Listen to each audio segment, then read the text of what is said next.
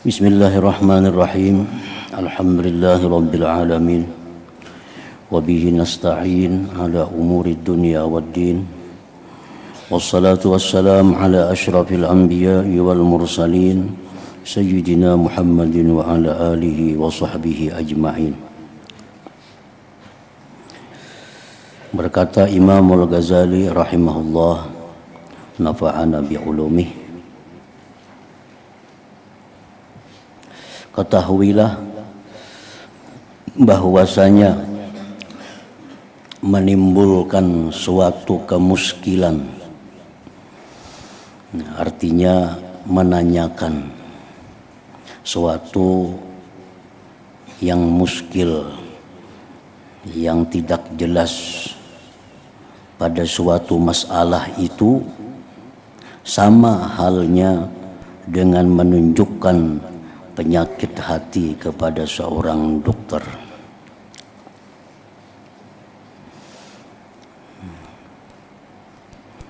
Artinya kalau kita bertanya tentang sesuatu masalah, masalah yang sulit, masalah yang kita kada dapat, kita bertanya kepada orang yang alim, maka itu sama halnya dengan seorang pasien yang menjelaskan penyakitnya kepada dokter.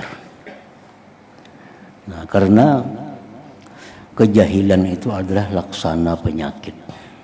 Kejahilan itu laksana penyakit. Nah, kita jahil dengan sesuatu, lalu kita tanyakan, berarti kita menampakkan penyakit kita, menampakkan kebodohan kita. Jadi sama halnya dengan menunjukkan penyakit hati kepada seorang dokter. Dan jawaban yang diberikan kepada kemuskilan tersebut sama pula halnya dengan usaha yang dibuat untuk merawat, mengobati maksudnya penyakit hati itu. Jadi jawaban daripada pertanyaan itu laksana obat, laksana obat.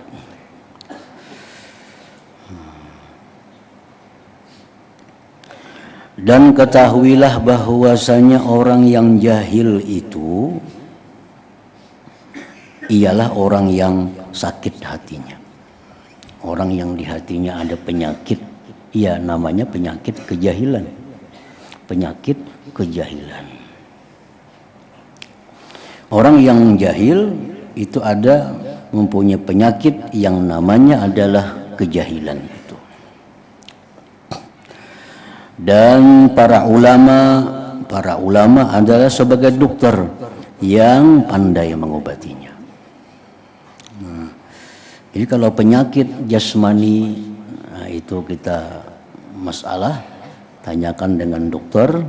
Tapi kalau penyakit rohani seperti kejahilan umpamanya, nah itu tanyakan kepada ulama yang bisa mengobatinya, yang bisa menjawabnya, yang bisa menerangkan apa yang muskil, yang sulit bagi kita itu. Dan orang yang alim tetapi belum sempurna ilmunya, atau dokter yang bukan pakar, tidak layak melaksanakan perubatan. Artinya kalau orang alimnya belum cukup ilmunya, tentunya kada akan bisa menjawab pertanyaan-pertanyaan yang sulit yang ditanyakan oleh orang yang berpenyakit hati, namanya kejahilan tadi. Nah, demikian pula seorang dokter yang belum pandai, dokter akan kesulitan mengobati penyakit-penyakit yang tertentu, penyakit-penyakit khusus yang dia belum mengetahuinya.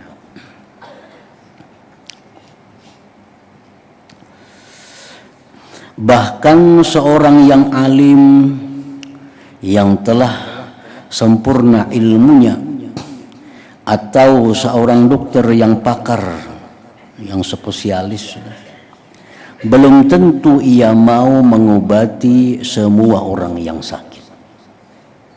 Belum tentu.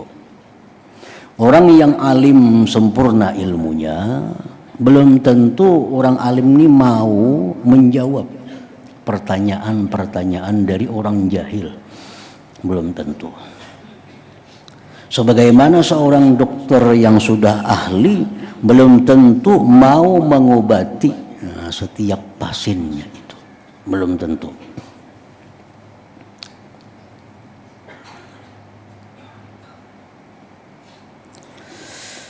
Belum tentu ia mau mengobati semua orang yang sakit. Mereka, para ulama, para dokter hanya mengobati orang yang sakit yang diharapkan boleh sembuh atau dapat diobati. Nah, biasanya dokter ini melihat keadaan pasien ini ada harapan sehat, ada harapan sembuh, nah itu bisa diobatinya. Tapi kalau dilihatnya pasiennya sudah parah, kadang mungkin lagi sembuh, suruhnya bawa bulik ke rumah. Suruhnya baik bawa bulik ke rumah lagi dah. Tinggal menunggu waktu. Nah ini sudah kada mampu lagi dokternya. Ibarat diobatinya pun kada bisa juga karena parahnya penyakit itu. Nah orang yang alim pun dengan setiap pertanyaan-pertanyaan yang ditujukan kepada orang alim itu belum tentu orang alim itu bisa menjawab atau mau menjawab. Tergantung orang yang bertanya. Nah, kadang-kadang si alim ini kadang mau menjawab karena melihat kalau dijawab ini akan ada manfaatnya, akan ada gunanya. Nah itu.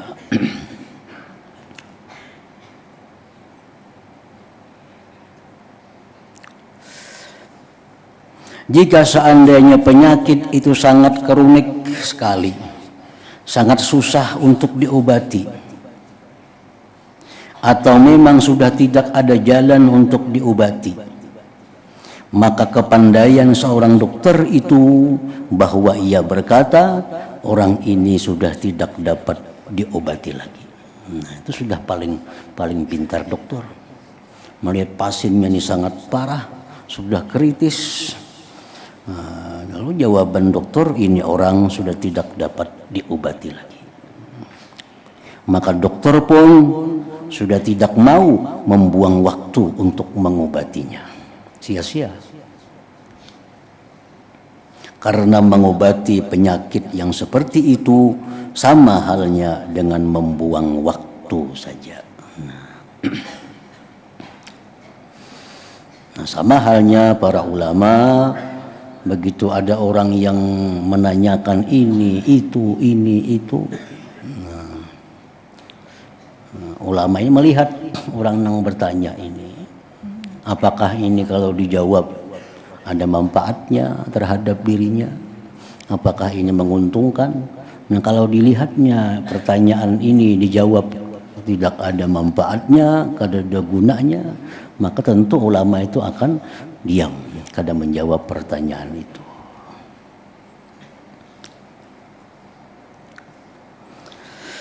Kemudian ketahuilah pula bahwasanya penyakit jahil bodoh itu terbagi kepada 4 perkara.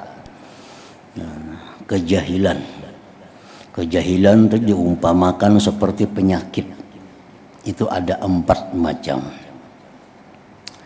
1 perkara saja yang dapat diobati dan 3 lagi sudah tidak dapat diobati.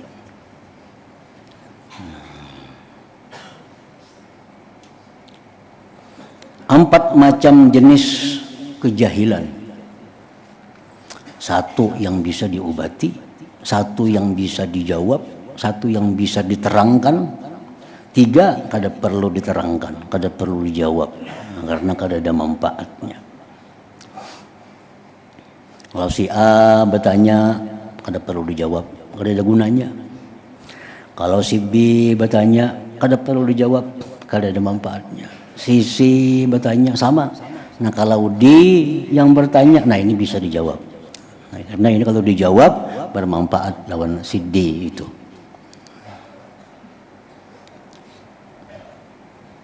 Imam Malik radhiyallahu an, banyak pertanyaan-pertanyaan ditujukan kepada beliau. Beliau menjawab la adri. Kok kada tahu? Kok kada tahu? Bukan kada tahu jawabannya, cuma kada tahu apakah jawabannya bermanfaat atau kada lawan ikam ni. Jadi baik diam. Ada orang bertanya, wahai Imam Malik, ini apa hukumnya? Sidin kada menjawab dulu, sidin hati orangnya. Nah, bila sidin ragu, memanfaatkan kalau dijawab nih. Sidin ragu, la adri, aku kada tahu sidin. Aku kada tahu, bukan kada tahu jawaban, tapi kada tahu apakah ini berguna lawan inya atau kada. Sidin kada memberi jawaban.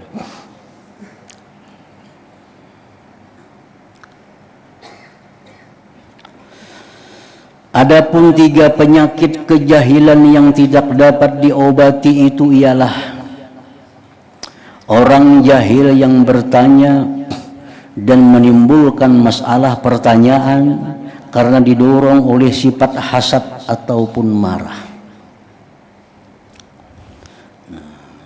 Ini orang yang bertanya ini orang yang kita ketahui dengki lawan kita.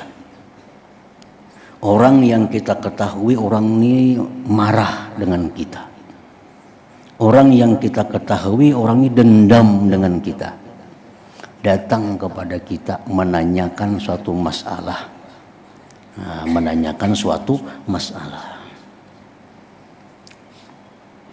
Orang yang seperti ini jikalau engkau berikan kepadanya jawaban yang paling baik dan yang paling fasih dan yang paling nyata, maka sebenarnya jawaban itu hanya menimbulkan kemarahan dan permusuhan serta kedengkiannya saja. Orang yang dengki dengan kita, orang yang hasad dengan kita, orang yang marah dengan kita, itu kalau bertanya sesuatu kepada kita tentang hukum-hukum agama ini, sebaiknya kada usah dijawab. Karena kalau kita beri jawaban, apalagi jawabannya memuaskan menurut orang banyak, justrunya bertambah dengki dengan kita, bertambah marah dengan kita. Ada orang yang dengki, orang yang marah, bertakun lawan kita. Apa ini hukumnya, apa ini? Kita uraikan. Ini nasnya ini, Qur'annya ini, hadisnya ini, dalilnya ini. Pokoknya jawaban kita itu sangat bagus di kalangan orang umum. Nah, bagi sedengki justru bertambah dengki lawan kita. Karena kepintaran kita itu. Tambah dengkinya, tambah marah lawan kita.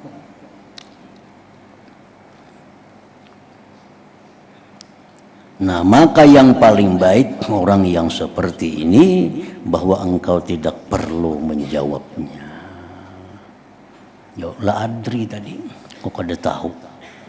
Kada tahu jawabanku ini bermanfaat kada lawan ikam, berguna kada lawan ikam.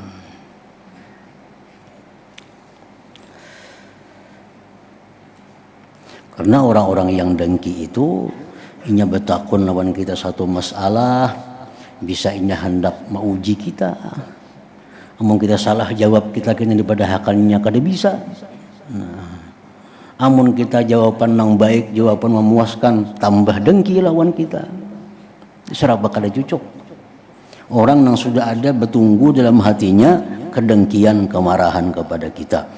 Nah, bila orang ini menanyakan masalah-masalah agama kepada kita, kada perlu dijawab. Bahwa engkau tidak perlu menjawabnya.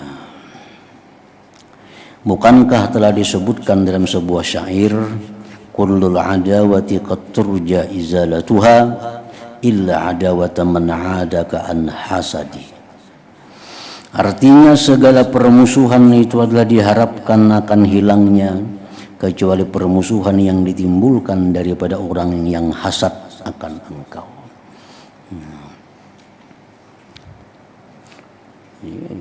Orang yang hasad itu kada akan bisa hilang memusuhi kita. Orang yang dengki itu kada akan bisa ampih memusuhi kita selama nikmat yang didengkinya itu ada pada kita. Kita misal kaya, ada orang yang dengki. Kaya apa aja tetap dengki selama kita masih kaya. Kalau kita jatuh bangkrut, miskin, nah nyar hilang kedengkiannya itu.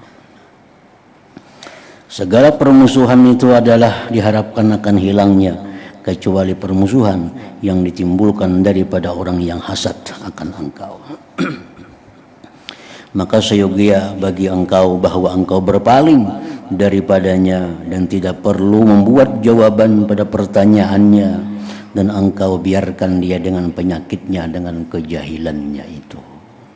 Suruh ke lain aja bertakun. Datangi guru anu, barangkali lebih tahu jawabannya daripada kita. Nah, jadi orang yang jahil, dengki, marah dengan kita bila mereka menanyakan sesuatu hukum, masalah agama kepada kita, nah sebaiknya kada usah dilayani, kada usah dijawab. Karena akan menambah kedengkiannya kepada kita. Bila mana jawaban itu sangat bagus, bila jawaban kita kurang bagus, dia akan mencela jawaban kita itu. Nah, jadi serba bersalah.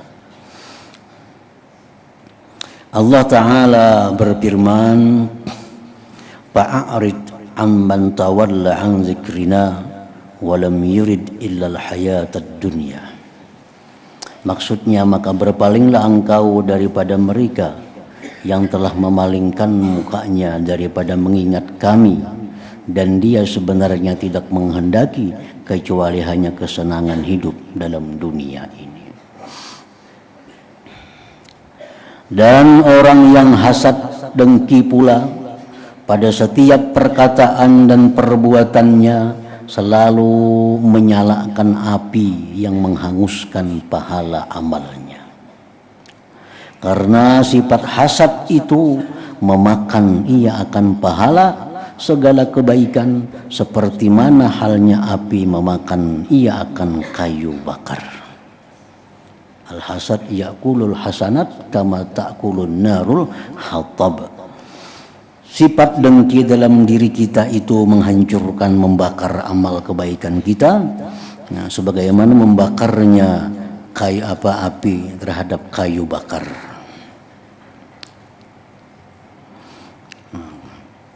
Jadi sebegitu parahnya, bahayanya sifat dengki ini sampai menghanguskan pahala kita.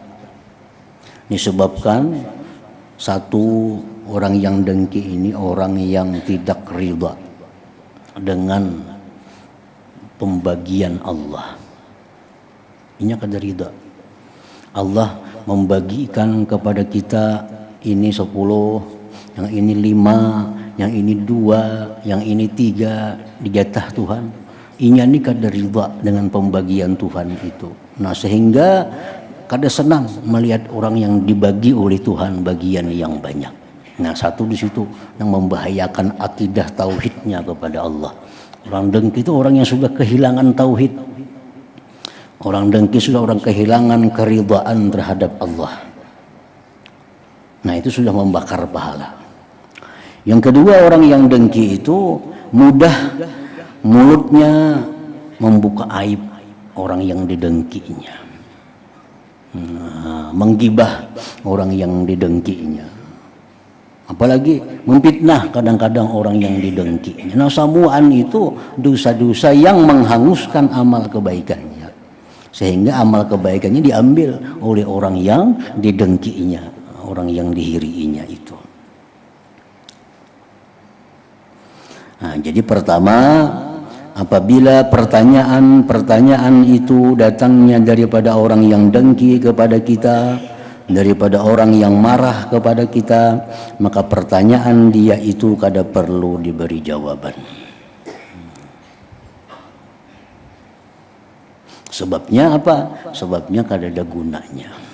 Kada ada gunanya. Nah, itu pertama. Yang kedua, bahwa adalah kejahilan itu berasal daripada kedunguan al-hamaqah. Sifat dungu ini juga tidak dapat diobati. Yang bertanya ini orangnya ada sifat hamaqah, sifat bodoh. Orang yang itnya sangat rendah, kita beri pengertian, pemahamannya kada paham juga. Makin kita rinci, makin pusingnya. Nah orang yang kayak ini bertakun masalah, bertanya masalah, ada perlu dijawab. Dijelasakannya kada mengerti juga, dijelasakan kada paham juga. Karena dalam dirinya ada sifat hamakah, sifat kebodohan. Sifat dungu ini juga tidak dapat diobati. Kalau diobati itu memang sudah jatah yang diberikan Allah kepadanya, kepandaiannya hanya sampai 2% misalnya. Itu kalau ditambahi diobati lagi. Seperti perkataan Nabi Isa alaihi salatu wassalam, aku tidak lemah daripada menghidupkan orang yang telah mati. Itu Nabi Isa. Ada orang mati kuitan, mati orang tua, datang Nabi Isa. Wahai Nabi Isa, abah ulun meninggal. Dijapai Nabi Isa, disentuh Nabi Isa, hidup. Itu mukjizat Nabi Isa. Nabi Isa berkata, aku tidak lemah daripada menghidupkan orang yang telah mati. Tetapi aku tidak akan berjaya, aku tidak akan bisa mengobati orang yang dungu. Kalau orang bodoh aja Nabi Isa, kok kada sanggup. Ini ada nah manusia, wahai Nabi Isa, orangnya bodoh, kada pemahaman, kada pengertian, supaya jadi pintar kayak apa, kada sanggup Nabi Isa. Nabi Isa kada sanggup. Tapi kalau orang kada melihat, dijapai sidin jadi melihat. Orang yang tuli dipusut telinga jadi mendengar. Tapi kalau orang bodoh kada mampan. Tahan. Aku tidak akan berjaya mengobati orang yang dungu.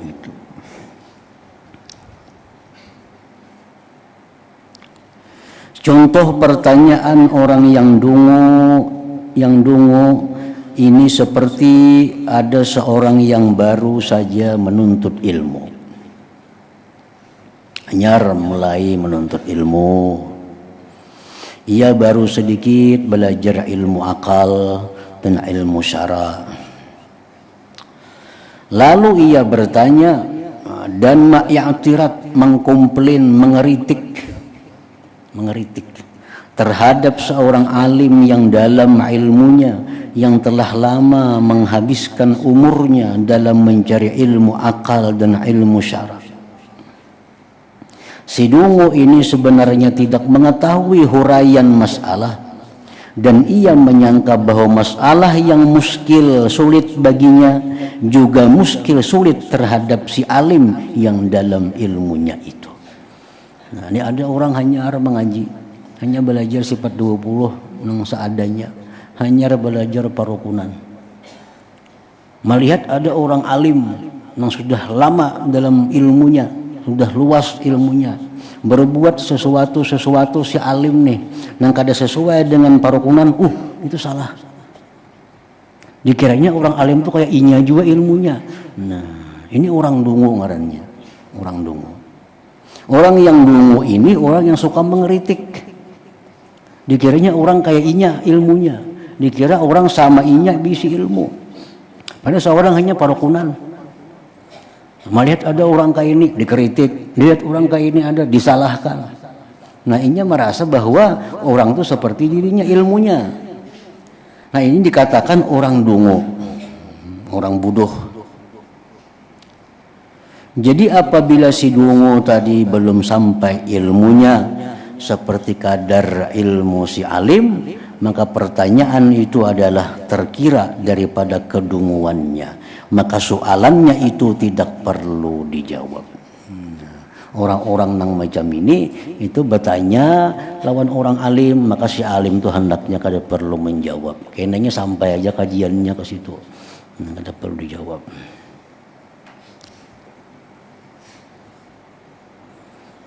Nah, dua sudah nang kita kada perlu menjawab pertanyaan-pertanyaan orang yang bertanya, karena orang itu hiri, dengki, marah. Yang kedua karena orang itu dungu, orang itu ada bodoh di dalam akalnya. Yang ketiga bahwa orang yang bertanya itu memang menghendaki petunjuk dan hidayah. Tetapi apa-apa yang ditanyakannya tentang perkataan ulama-ulama ahli sufi yang besar-besar, yang besar-besar itu adalah timbul daripada kedangkalan kepemahamannya. Orang yang seperti ini walaupun ia memang benar-benar mau bertanya, tetapi ia masih jahil dan belum layak untuk memahami perkara-perkara yang dalam-dalam. Maka soalan-soalan yang seperti ini juga tidak perlu dijawab. Orang-orang yang hanya menuntut ilmu, yang masih belum kuat dasar-dasar agamanya, lalu sudah menanyakan masalah-masalah yang dibahas oleh orang-orang ma'rifat kepada Allah.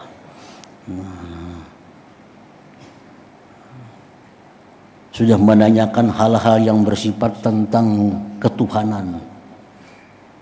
Padahal tujuannya bagus, ini hendak tahu. Cuma belum saatnya tahu. Akalnya belum mampu menerima itu. Nah, orang ini pun sebaiknya pertanyaannya kada perlu dijawab juga.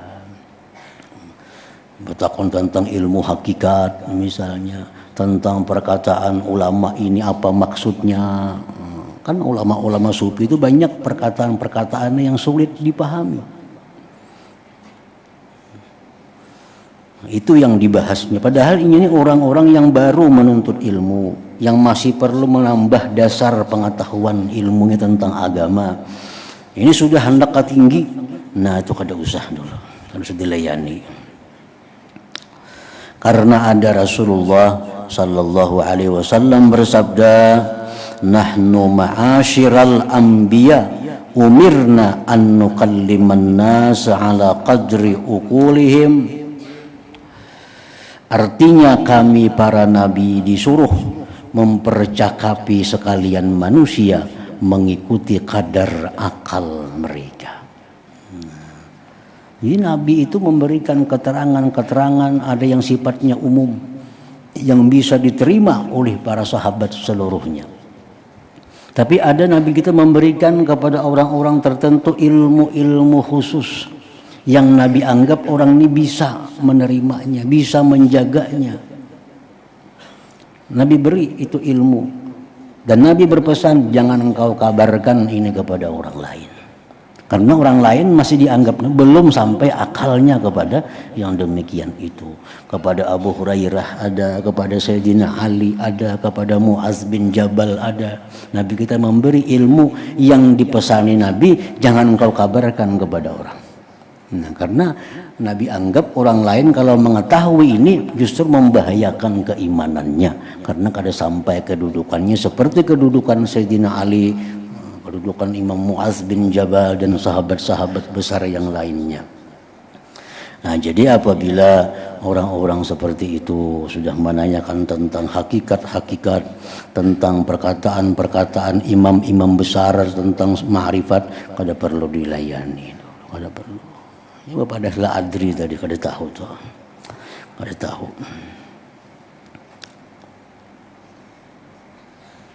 Nah, jadi tiga macam itu kejahilan yang datang dari tiga macam manusia, nang kada perlu dilayani, kada perlu dijawab. Karena kada ada manfaatnya, bahkan bisa memudaratkan kepada orang yang bertanya itu karena akal pikirannya belum sampai ke sana. Yang keempat, adapun kejahilan yang boleh diobati itu. Nah, pertanyaan-pertanyaan yang mesti kita jawab ialah kejahilan yang ada pada seseorang yang benar-benar mencari-cari petunjuk dan ia mempunyai akal yang baik dan cepat memahami suatu masalah. Ia bukan dipengaruhi oleh sifat hasad, marah, cintakan syahwat, kedudukan dan harta benda. Dan ia adalah benar-benar seorang yang mencari jalan yang lurus. Dan pertanyaannya bukan berasaskan kepada hasad dengki dan keras kepala atau semata-mata hanya mau menguji kebulihan orang yang ditanya. Nah, maka orang yang seperti inilah yang dapat menerima perbaikan. Nah, ini yang perlu kita berikan jawaban seluas-luasnya, pemahaman sedalam-dalamnya. Bila orang bertanya, ini memang orangnya pintar, memang orangnya bujur-bujur hendak tahu, orangnya mampu menerima apa yang kita jelaskan. Nah, ini sudah kewajiban bagi kita untuk menjawab. Namun kita tahu menjawaban tentang soal dari orang yang tersebut tadi.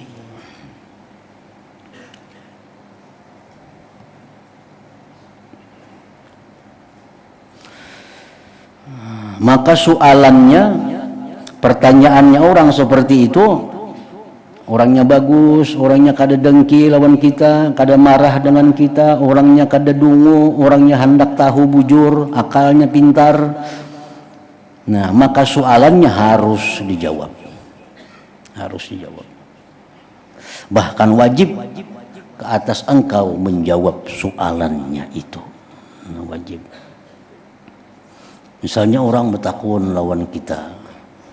Nah, ini menurut mazhab Syafi'i misalnya hukumnya ini haram.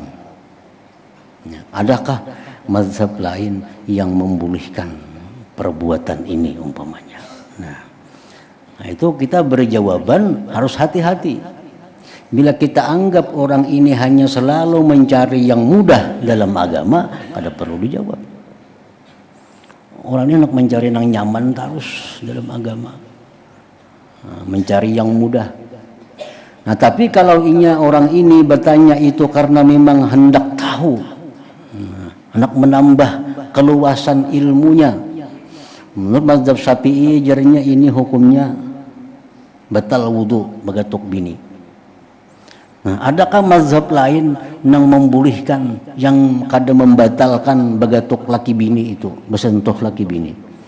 Nah, ini jawabannya kita lihat orangnya. Bila orang ini anggaran bacang lihat ini pina mau uji ilmu kita aja nih, maka dosa dijawab dah. Membuang waktu. Oh, ini orangnya kelihatannya mau dipadahakan ini bisa mencari yang ringannya terus kita nih. Kada usah dijawab juga. Jadi bila kita lihat orang ini memang hendak tahu sungguh-sungguh, hendak memperdalam ilmu mazhab, nah kita berikan jawaban seharusnya kepada orang yang seperti tadi. Nah, jadi artinya kada setiap orang yang bertanya itu bagus dijawab. Kada setiap orang yang bertakun itu perlu dijelaskan. Kita lihat dulu orangnya, kita lihat dulu keadaannya, orang ini patutkah diberi jawaban ini.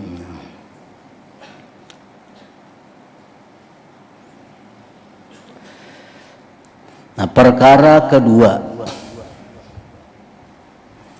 hendaklah engkau merasa takut bila menjadi seorang yang suka memberi nasihat atau memperingatkan orang lain. Karena pekerjaan ini banyak mengandungi penyakit. Bila kita ini menjadi orang yang memberikan nasihat, memberikan peringatan,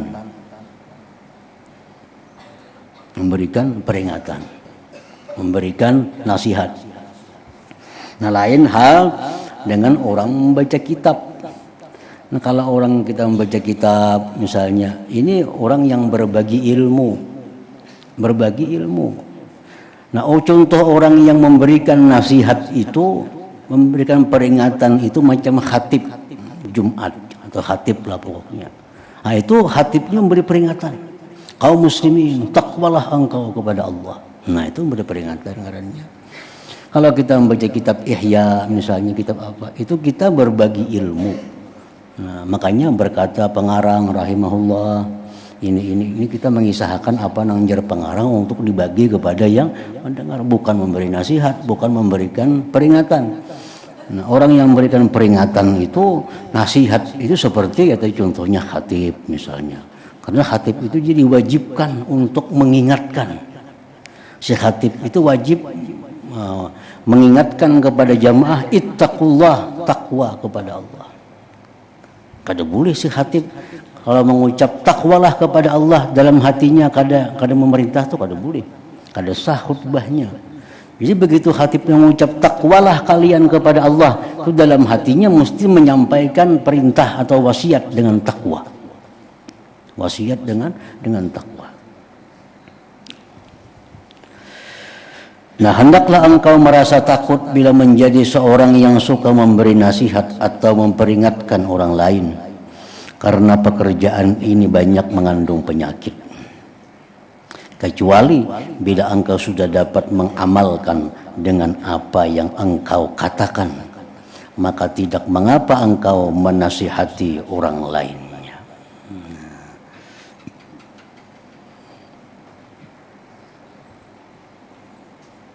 Kecuali bila engkau sudah dapat mengamalkan dengan apa yang engkau katakan, maka tidak mengapa engkau menasihati orang lain. Amalkanlah ini, karena ini mengandung kebaikan yang banyak umpamanya. Menyuruh orang lain mengamalkan. Nah, kita mestinya sudah pernah mengamalkan itu. Nah, sudah pernah mengamalkan itu, makanya kita menyuruh orang lain untuk mengamalkan.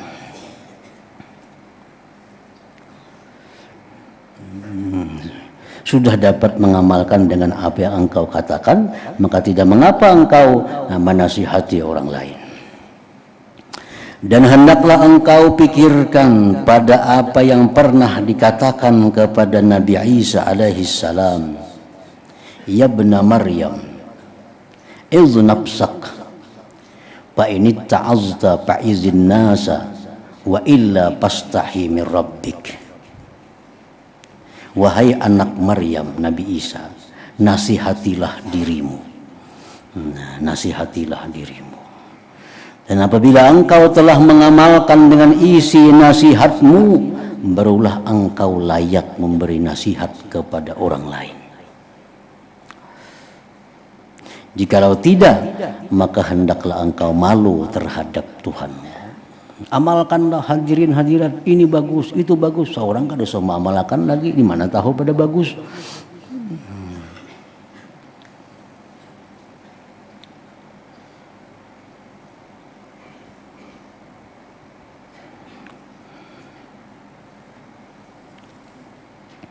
Jikalau tidak, maka hendaklah engkau malu terhadap Tuhanmu.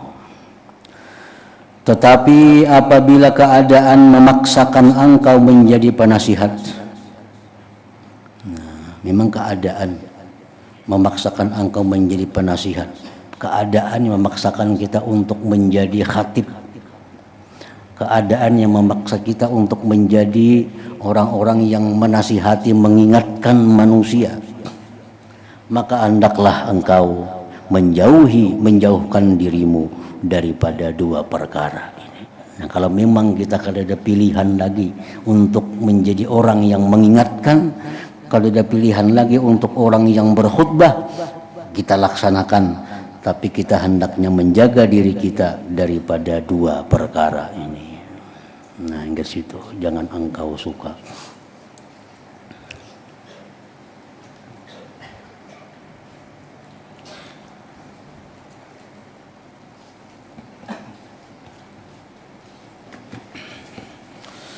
Allah zikri fa'alam annahu la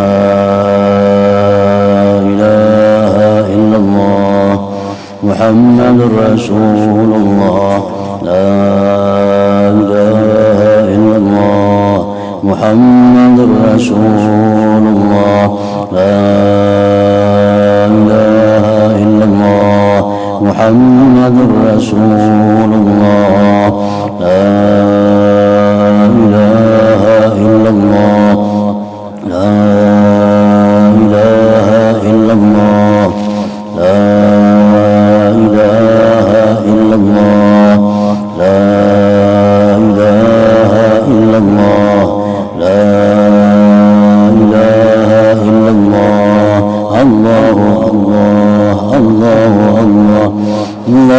Allah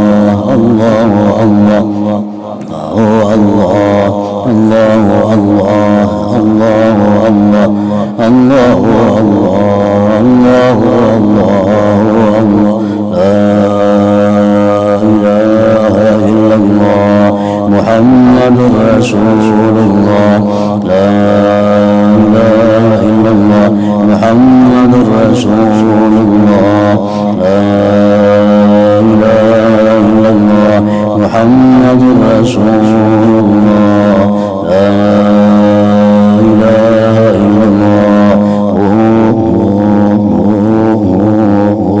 الفاتحة الرحمن الرحيم إياك نعبد وإياك نستعين صراط الذين أنعمت عليهم فيا أيها الرجل منهم شفاعة صلوا عليه سلموا تسليما اللهم صل وسلم وبارك عليه وعلى